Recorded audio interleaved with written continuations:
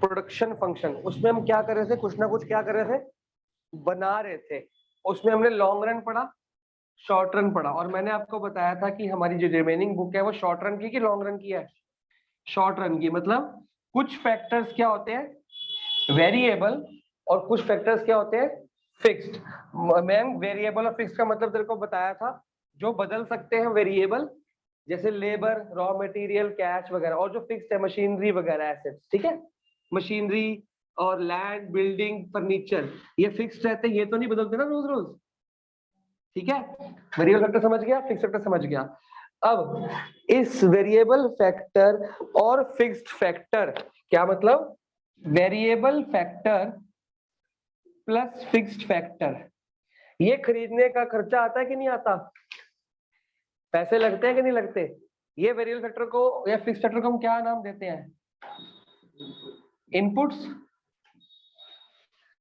जिसको हम कंपनी में लगाते हैं और क्या निकल के आता है, आउटपुट निकल के आता है। तो जो इनपुट इनपुट हम लगाते हैं इसको हम क्या बोलते हैं, फैक्टर्स ऑफ प्रोडक्शन, ये बोलते हैं ना, इनपुट्स को क्या बोलते हैं, फैक्टर्स ऑफ प्रोडक्शन। और इनका जो खर्चा होता है, ये तो फैक्टर्स हो गए, लेबर फैक्टर हो गया, लैंड फैक्टर हो गया, रॉ मटेरियल, ये आएगी तो पैसों में। इसका जो एक्सपेंस होता है उसको हम बोलते हैं कॉस्ट। सिंपल सी बात, ठीक है। अब मैंने एक दुकान खोली, मैं बिजली का बिल दूंगा, वेरिएबल फैक्टर। मैं लेबर को तनख्वाह दूंगा, वेरिएबल फैक्टर। पानी का बिल दूंगा, मोबाइल का बिल दूंगा, पेट्रोल दूंगा, ठीक है। कंप्यूटर का जो भी वाईफाई का बिल दूंगा, वगैरह वगैरह होगा, और मेंटेनेंस वगैरह टूट फूट हुआ करेगी, वो सारी यहाँ पे लग गई, उसको हम क्या बोलेंगे, कॉस्ट, एक खर्चे को। अब इस कॉस्ट में मैं क्या जोड़ता हूं, प्रॉफिट। क्या जोड़ता हूं, प्रॉफिट जोड़ूंगा, और क्या निकल के आती है, सेलिंग प्राइस, जिसको हम आम बोलचाल की भाषा में क्या बोलते हैं, प्राइस। मार्केट में तुमने 100 रुपए का एक रजिस्टर लिया दुकान से, वो उसका सेलिंग प्राइस है। क्या दुकानदार ने 100 रुपए का लिया होगा, दुकानदार ने लिया होगा 60 रुपीज का। उसने 40 रुपीज जोड़ दिए, मान लो 60 रुपीज का दुकानदार ने पीछे से लिया, शॉपकीपर ने, उसके खर्चे भी तो होंगे, सारे खर्चे होंगे, बहुत सारे खर्चे होंगे, बिजली का बिल, सैलरीज वगैरह सब कुछ, है ना। क्या वो सारे खर्चे एक रजिस्टर निकालेगा कि बहुत सारे रजिस्टर निकालेंगे। तो वो क्या करता है, मान लो उसका खर्चा पूरे महीने का पड़ जाता है 20,000 रुपए, कितना, ठीक है। और वो महीने में, पूरे मंथ का, ये मंथली है, और पूरे मंथ में 2,000 रजिस्टर बेच देता है। तो एक रजिस्टर की कॉस्ट कितनी आई, 20,000 पूरा खर्चा आया। उसने कहा, सोचा कि सर मेरा 20,000 खर्चा आ गया है, और पूरे महीने मैंने कितना सेल किया, 2,000 रजिस्टर। 2,000 से क्या कर दिया डिवाइड, तो एक का निकल आएगा। जब भी एक का निकालना डिवाइड करते हैं, 20,000 पूरा खर्चा आया और 2,000 रजिस्टर बेचे, तो कितना आ गया, 20 रुपए खर्चा, सॉरी 10 रुपए खर्चा उसका आया एक रजिस्टर पे, ये आया। तो वो क्या करेगा, 10 रुपए क्या कर देगा, इसमें जोड़ देगा। ये बात समझ आएगी नहीं आई, जितना टोटल खर्चा मंथ, अभी कल को बिजनेसमैन या जॉब में जाओगे ना, इतना पूरे महीने का खर्चा है, उसको पूरे महीने में जितना बेचा गया उससे डिवाइड करता है, हर बिजनेसमैन करता है। उसको पता लगा 10 रुपए मेरा आ रहा है एक रजिस्टर पे, एक महीने में खर्चा, एक महीने में एक रजिस्टर खर्चा कितना आ रहा है, 10 रुपए। और 10 रुपए अपनी जेब से दूंगा मैं, जिसको बेचूंगा उसमें। तो 60 रुपए का रजिस्टर लिया था, 10 रुपए खर्चा है, अब 10 रुपए में सारे खर्चे आ गए, सैलरी भी, बिजली का बिल भी, ये भी वो भी, समझ गए, क्योंकि सारे खर्चे 20,000 थे ना, सबको डिवाइड कर दिया इससे। तो एक मतलब 10 रुपए में सारा इंक्लूड है, कम से कम 10 रुपए तो मेरे को चाहिए ही चाहिए। 70 रुपए होगी कॉस्ट, कॉस्ट कितनी होगी, 70 रुपए। तो प्रॉफिट कितना हो गया मेरा, 30 रुपए। बात समझ में आई। अगर आप एक रेस्टोरेंट खोलते हो, मान लो आप रेस्टोरेंट की लाइन कहीं नहीं हो, आपने एक साउथ इंडियन रेस्टोरेंट खोला डोसा इडली वगैरह के लिए, ठीक है ना। आपके पास दो तरीके, आपको रेट लिस्ट तय करनी पड़ेगी, कितने का एक डोसा रखोगे। आपके पास दो ऑप्शंस होते हैं, या तो मार्केट में जो आसपास के दुकानदारों का रेट चल रहा है वो रख लो, या आप खुद कॉस्ट निकालो। क्या ज्यादा बेटरमेंट होगा, खुद कॉस्ट निकालो। अब खुद कॉस्ट कैसे निकलेगी, जब तक आप सेल नहीं करोगे। तो कॉस्ट पहले निकालोगे, पहले सेलिंग प्राइस रखोगे। एक बिजनेसमैन के पास सबसे बड़ी प्रॉब्लम क्या होती है कि उसको पहले ये तय करना, कॉस्ट तो पता ही नहीं उसको। ये तो महीने बाद खर्चा आएगा ना कितना लगा, तो अभी फिर हम आइडिया से लगाते हैं कि भाई मेरा पूरे महीने का बिजली का बिल लगभग इतना आ जाएगा, एस्टिमेशन। लगभग सैलरी में इतनी दूंगा, 5 लड़के लगे 50,000 सैलरी होगी, बिजली का बिल 10,000 पे आ जाएगा, और चुटपुट पेट्रोल मोबाइल वगैरह खर्चे 5-10,000 पे हो जाएंगे। ठीक है, तो एवरेज लगाता है कि मेरा पूरे एक महीने का खर्चा कितना आ गया, 1 लाख रुपए खर्चा। फिर वो एवरेज लगाता है कि यार मैं एक महीने में कितने डोसे बेच दूंगा, वो एवरेज लगाएगा ना। वो कहता है कम से कम नहीं तो मैं एक महीने में 500 डोसे बेच सकता हूँ, आइडिया लगाता है। ठीक है, 500 डोसे से डिवाइड कर देगा, उसमें 1 लाख रुपए खर्चा है, 500 डोसे कितना आ गया खर्चा, 200 रुपए। अब वो कह रहा है कि 200 रुपए पर डोसा तो खर्चा है मेरा, 200 रुपए पर डोसा तो मेरा खर्चा है, और बाकी तो मैं जो कमाऊंगा वो अलग। मतलब 200 रुपए में कुछ ना कुछ तो मैं ऐड करूं, 50-60 रुपए प्रॉफिट तो ऐड करूंगा। तो वो कहता है कि मैं 50 रुपए ऐड करके 250 रुपए का डोसा बेचूंगा। अब नई दुकान वाला 250 रुपए का डोसा बेचेगा, कौन लेगा उससे, कोई भी नहीं लेगा। सारे इनपुट तो मिला देना 1 लाख में, 1 लाख में सारे इनपुट आ गए ना। ठीक है, 1 मिनट रुक। हाँ बानी बोल। या तो ये प्रोजेक्ट इसमें तो घाटा ही घाटा है। जब ये 500 डोसे तब बिकेंगे जब ये कॉस्ट कम हो या खर्चा कम या प्राइस कम हो। तो या तो उसका 2 ऑप्शन है कि स्टार्टिंग में कुछ लेबर कम कर दे और खुद काम करे, 2 लेबर कम करके अपने घर का बंदा लगाया खुद करे, तो 20,000 रुपये यहाँ पे कम होगा, कुछ और खर्चे कम करे वगैरह वगैरह, है ना। तो उसको ये कॉस्ट, वो उसको आइडिया कि कम से कम मार्केट में 180 रुपए का डोसा बिक रहा है ना, तो मेरे को कम से कम 160 का बेचना है, तब जाके मेरी दुकान चलेगी। स्टार्टिंग में रेट कम होते हैं ना, 160 का मेरे को बेचना है। तो वो 2 चीजें कर सकता है, एक तो इसको छोड़ दे, ये कुछ कमाऊंगा नहीं मैं 6 महीने। हर बिजनेसमैन करता है स्टार्टिंग में, अपने घर से लगा देता है कि एक बार चल जाए फिर तो कमाना ही कमाना है ना। फिर क्या करेगा, एक तो ये छोड़ दिया उसने, कुछ खर्चा यहाँ पे घटाएगा, तो ये कॉस्ट उसकी पड़ जाएगी 170 रुपए के आसपास, कुछ खर्चा कम करके। अभी वो किसमें है, 10 रुपए लॉस में। कह कोई बात नहीं, 10 रुपए घाटा खा लूंगा, कभी ना कभी ये 500 का 600 होगा, कभी ना कभी ये 600 का 700 होगा, बढ़ेगा ना काम। तो जब न्यूमरेटर में डिनोमिनेटर बढ़ रहा है फ्रैक्शन में, तो फ्रैक्शन कम हो जाता है। किसी फ्रैक्शन का डिनोमिनेटर बढ़ता है, फ्रैक्शन कम हो जाता है मैथ्स में। तो ये बढ़ रहा है, तो इससे क्या होगा, कॉस्ट क्या हो जाएगी, ऑटोमेटिकली कम हो जाएगी, ये ऑटोमेटिकली 50 रुपए पहुंच जाएगी। कह रहा फिर मैं 10 रुपए कमाने लायक हो जाऊंगा अपने आप 6 महीने में। फिर क्या होगा, फिर खर्चा थोड़ा सा बढ़ेगा, 1,20,000 की एक्स्ट्रा लेबर रखूंगा, लेकिन खर्चा बढ़ेगा 20,000 से, डोसा बिकेंगे 300 एक्स्ट्रा।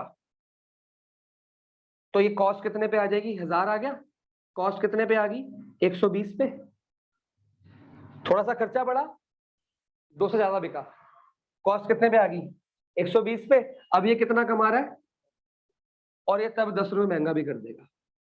अब ये कितना कमा रहा है, मेन तो 200-250 का मतलब ही नहीं था ना, मेन तो 50 रुपए कमाने से था। ये 1 साल बाद इस लायक हुआ, पहले घाटे पे काम शुरू किया, फिर धीरे धीरे काम बढ़ा, तो घाटे से प्रॉफिट पे आ गया 10 रुपए पे। फिर धीरे धीरे और काम बढ़ा, तो और लेबर रखी, थोड़ा सा खर्चा बढ़ाया, लेकिन सेल ज्यादा बढ़ाई, तो घाटा और कम हो गया, प्रॉफिट ज्यादा बढ़ गया, और थोड़ा सा रेट बढ़ा दिया। प्रॉफिट बढ़ाने का 2 तरीका होता है, या तो इसको कम कर दो या इसको बढ़ा दो। ये है ना कॉस्ट प्रॉफिट, ये प्रॉफिट तब बढ़ेगा या तो ये बढ़ जाए तो प्रॉफिट बढ़ जाएगा, या खर्चा कम हो जाए। जो खर्चा कम हुआ वो प्रॉफिट ही है ना। लोग ये कहते हैं सेविंग्स कर लो, ये प्रॉफिट है। समझ आ रहा है कि नहीं, तेरा खर्चा जो कम हो गया वो बच गया, वो प्रॉफिट ही तेरे लिए। ये कॉस्ट का मेन चक्कर है। अब कॉस्ट कितनी तरह की होती है वो इस चैप्टर में पढ़ेंगे ढंग से। और कॉस्ट का मतलब खर्चा, जब भी कॉस्ट वर्ड आएगा मतलब खर्चा। ये आपका चैप्टर है कॉस्ट। अगला चैप्टर है आपका प्रोड्यूसर इक्विलिब्रियम, उस रेवेन्यू फंक्शन, सॉरी रेवेन्यू का मतलब होता है ये। फिर है प्रोड्यूसर इक्विलिब्रियम, वो आएगा प्रॉफिट से। मतलब एक चैप्टर, उसका अगला चैप्टर, उसका अगला चैप्टर, और तीनों को कंबाइन कर दिया तो क्या बनता है, प्रोडक्शन फंक्शन। प्रोडक्शन फंक्शन नहीं है सारा, कितने इनपुट लगाए तो कितना आउटपुट बन के आया, समझ गया। तो ये चारों चैप्टर एक ही यूनिट के हैं, सप्लाई भी इसी में आता है बेसिकली। ठीक है, अब बुक में मार्क कराना शुरू करूं। सबसे पहला ऑप्शन, सबसे पहली हेडिंग क्या है आपकी, मीनिंग ऑफ कॉस्ट जब भी पढ़ के बता बेटा, क्या है meaning of cost? Cost is the total expenditure incurred. बस इतना ही मार्क करना है, इतना ही मार्क करना है। एक्सप्लिसिट कॉस्ट अपनी कंपनी में किसी को हायर करने के लिए या अपनी शॉप पे किसी को रखने के लिए उसका जो खर्चा लगाया। देखो आपको एक चीज बताऊं, अक्षत खासकर तेरा तेरा एग्जाम जल्दी है। एक्सप्लिसिट कॉस्ट और इम्प्लिसिट कॉस्ट सिर्फ इतना ही है, एक पैराग्राफ, और बुक में कुछ नहीं है। लेकिन इस क्वेश्चन जब आता है ना बड़ा गंदा आता है और आता पक्का है। तू फिर से बता, तूने क्या समझा? किसी कंपनी डाउट है? किसी को हायर करने के लिए और फिर कहते हैं दुकान पे किसी को रखने के लिए उस पे जो खर्चा लगाया। ठीक है, तो इम्प्लिसिट क्या हुई फिर? अपने उस पे किस पे? तो फिर बात तो एक ही होगी। फर्क क्या हुआ? तेरे को क्या समझ आया? उसने कंपनी में लगाया एक्सप्लिसिट में, ठीक है। तो इम्प्लिसिट में किस पे लगाया? अपने ऊपर का पैसा लगाया, तो इम्प्लिसिट कॉस्ट होगी। मिल क्लोज हो लेकिन थोड़ा सा और पास हो, जब नहीं तो अक्षर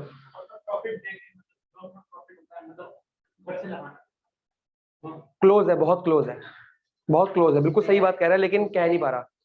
अपना प्रॉफिट निकालना नहीं, प्रॉफिट का मतलब ही नहीं है, कॉस्ट चैप्टर का नाम ही कॉस्ट है, प्रॉफिट का चक्कर नहीं है।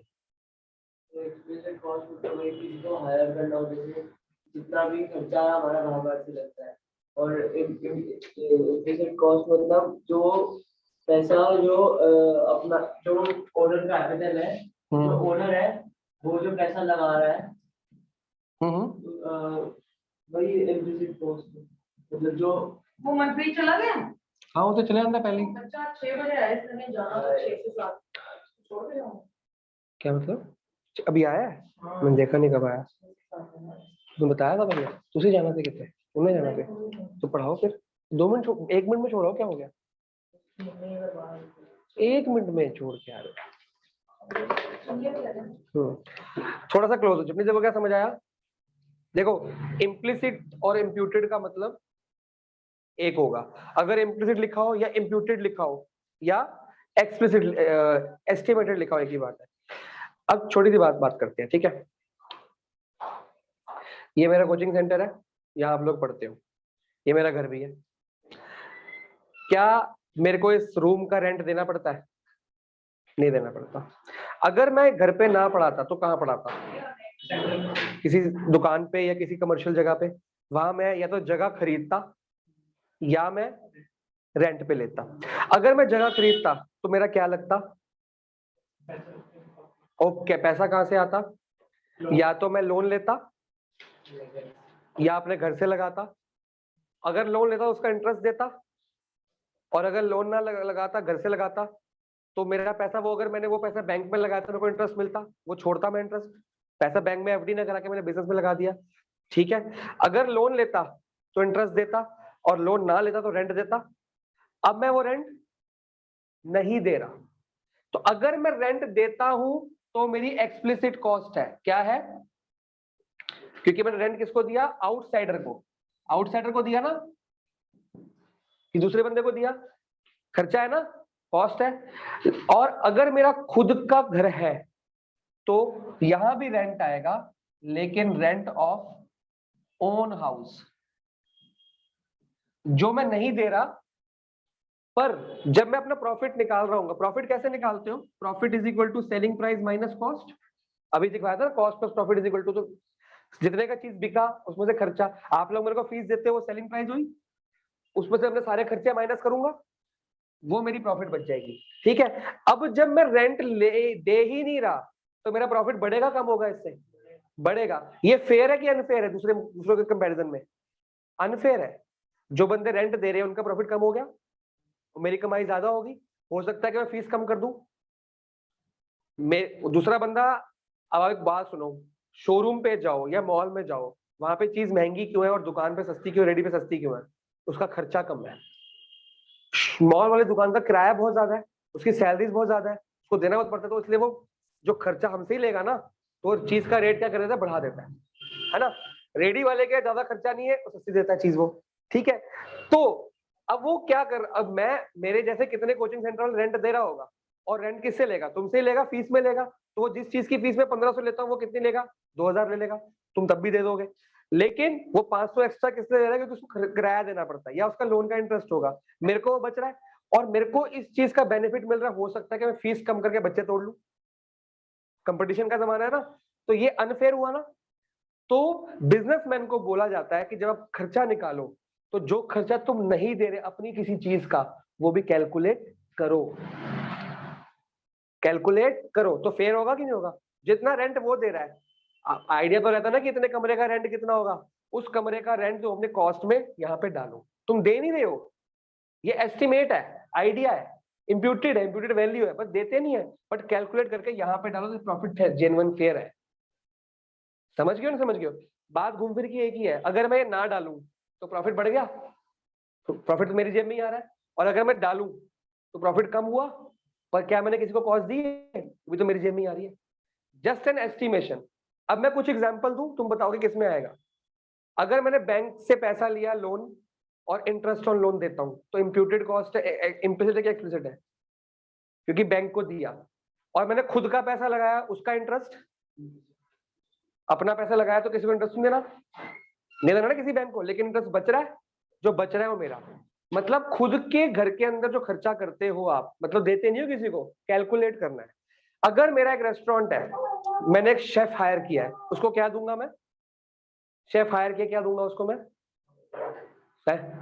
सैलरी। और अगर मैंने शेफ हायर नहीं किया, मैं खुद ही सामान बनाता हूँ, मैं खुद ही शेफ हूँ, मेरा खुद का रेस्टोरेंट है, तो मैं अपने आप को सैलरी दूंगा, मेरी सैलरी बच रही है, वो मेरी क्या है। अब समझ आना शुरू हुआ। अब दोबारा पढ़ो और एग्जाम्पल भी पढ़ो, फिर मैं क्वेश्चन पूछता हूँ इसका। बेटा एक बहुत गंदा क्वेश्चन आता है, इसका क्वेश्चन बताओ कैसा आएगा। अक्षर क्लियर है, क्लियर है, क्वेश्चन क्वेश्चन पूछू। अब आपने बताना कि सर ये एक्सप्लिसिट है कि इम्प्लिसिट है, क्लियर।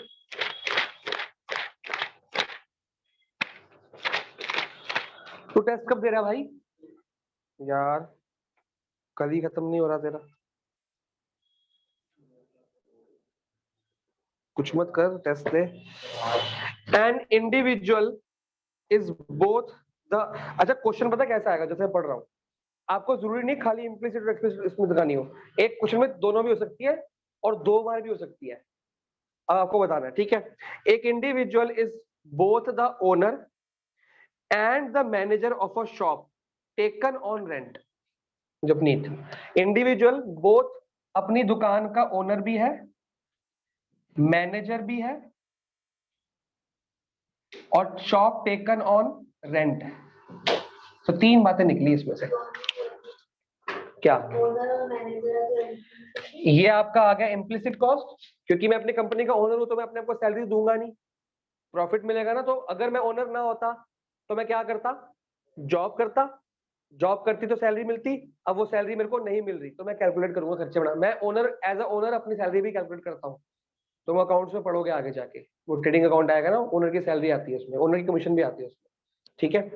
मैनेजर भी हो गया, अगर मैं मैनेजर हायर करता, उसको सैलरी देता, अब मैं उसको नहीं दे रहा, खुद ही मैनेज कर रहा हूँ, खर्चा बच रहा है, तो ये पैसा किसके पास आ रहा है, मेरे पास। इम्प्लिसिट, रेंट, एक्सप्लिसिट, क्योंकि मैं रेंट दे रहा हूँ। क्लियर हो मैं। अगला बताऊं, हो गया कंप्लीट, सारा होमवर्क हो गया। वो नहीं, बाकी क्वेश्चंस हो गए सारे, यहाँ तक जो हो गए थे, बस स्क्वायर वालों को छोड़ के बाकी हो गए सारे, ये लाइन वाइज हो गए सारे, तो करना फिर शुरू हो जा, मैं डाउट ले लूंगा तेरे। Jasprit, a producer borrows money and opens a shop, full stop, borrows money and opens a shop, full stop, the shop premise is owned by him। पैसा बोरो करता है और दुकान खोलता है, और दुकान ओन्ड बाय हिम है, दोनों है। Borrows money and opens a shop, borrow मतलब तो उसका क्या देगा।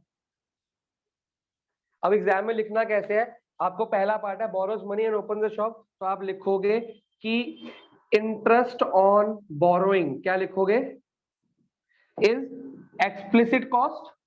आगे क्या है, shop is owned by him, तो क्या लिखोगे, पता कैसे लिखना है अक्षर, एंड खुद की शॉप है, रेंट देगा वो, तो क्या बच रहा है, वो नाम क्वेश्चन में रेंट वर्ड लिखा भी नहीं है, या आपने खुद सोचना है। क्वेश्चन में इंटरेस्ट वर्ड भी नहीं लिखा, ये आपने खुद सोचना है, और कैलकुलेशन भी आएगी इसकी मैथ्स में, न्यूमेरिकल भी आएगा, वो बाद में करूंगा, लेकिन बात समझ आ रही है। बोरो मतलब कि इंटरेस्ट बच रहा है, और शॉप खुद की तो क्या बच रहा है, रेंट। इंटरेस्ट बच नहीं रहा, दे रहा है बेसिकली वो, तो क्या लिखेंगे, रेंट। रेंट की जगह वर्ड यूज करेंगे इम्प्यूटेड, क्या लिखेंगे, imputed rent on own building या हाउस, जो भी क्वेश्चन में वर्ड लिखा होगा, इज इम्प्लिसिट कॉस्ट। समझ आया कैसे लिखना है, तेरे को समझ आया बच्चे? ठीक है, अब तेरे पे क्वेश्चन है।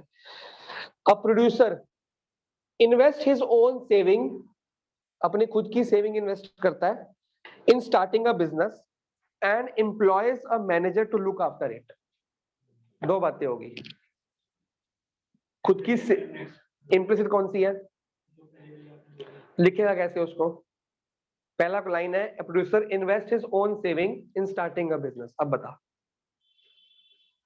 ये इम्प्लिसिट है, वो सेविंग है, खुद का पैसा है, अगर वो पैसा ना लगाता तो क्या करता, लोन, तो उसका इंटरेस्ट देता, अब वो इंटरेस्ट नहीं दे रहा, तो आपका इसमें आ जाएगा इम्प्यूटेड इंटरेस्ट ऑन सेविंग। क्या लिखेगा, मैं बुक में है सब कुछ बता दूंगा कहां से है। इम्प्यूटेड, ये वर्ड तो डालना, imputed interest on savings is implicit cost, और हायर द मैनेजर तो क्या हो गया explicit cost.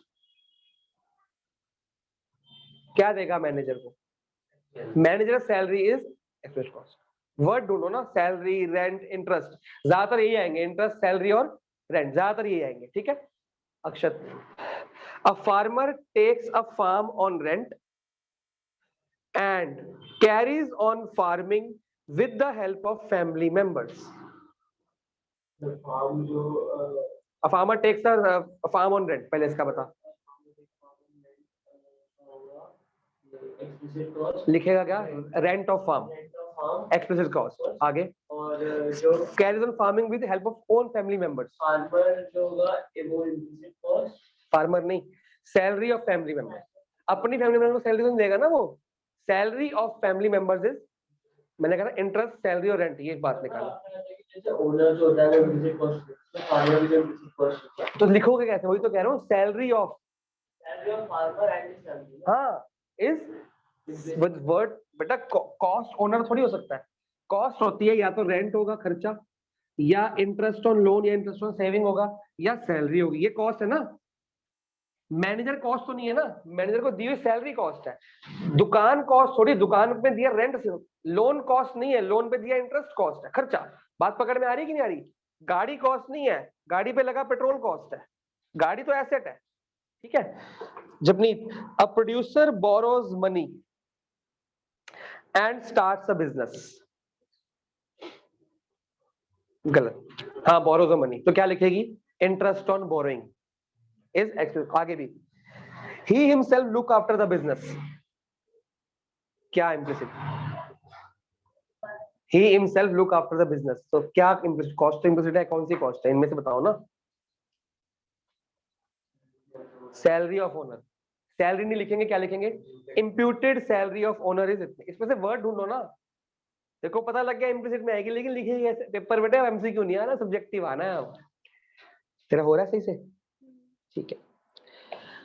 Jasprit, a women borrows money from a bank and starts a business in building owned by her. She manages the business herself. तीन बातें आ गई इसमें, अब लिखेगा कैसे, borrows money or from a bank on interest on borrowing या interest on loan। जा बच्चे, ये कंप्लीट कर, कल मैथ्स के साथ लेके आइए, ठीक है, और ट्यूशन में वहां पे बात करें एक बार। Imputed rent on own building, expense cost, और manager herself, imputed salary of owner, ठीक है बेटा, ये वर्ड डाल दो, ये तीन वर्ड मिलके तुमको, ये वर्ड डाल दो उसमें। Mayank, a chartered accountant starts accounting services in the office owned by him and by investing his own savings he employs assistants for this purpose। तीन बातें आ गई, खुद की बिल्डिंग, क्या लिखेगा, क्या है खुद की बिल्डिंग, इसमें से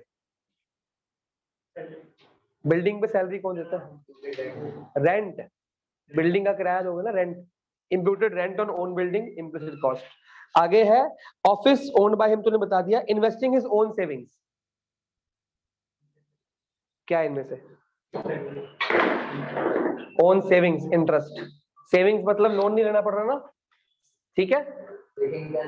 implicit interest on savings, imputed interest on savings, ठीक है। उसके बाद he hires assistants, employs assistants for this task, क्या इनमें से क्या है? ठीक है, रेंट हो गया इम्प्लिसिट, इंटरेस्ट हो गया इम्प्लिसिट, सैलरी होगी, यही 3 वर्ड लिख लेंगे आपके ज्यादा से ज्यादा। मैं अक्षर, a person starts a taxi service, the taxi is financed by a bank, he himself drives the taxi, he, दोबारा बोलूं, he also pays annual license fees to the government,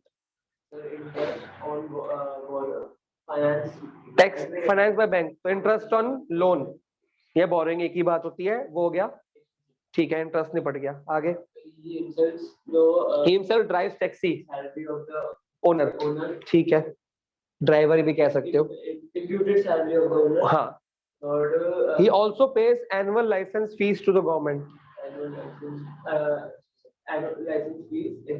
इसमें से रेंट नहीं है, वो लाइसेंस फीस ही है, वो तो गवर्नमेंट को दे रहा है ना, वो बच तो सकती नहीं है, जो बच जाएगा वो इम्प्लिसिट, बेटा वर्ड्स आने चाहिए।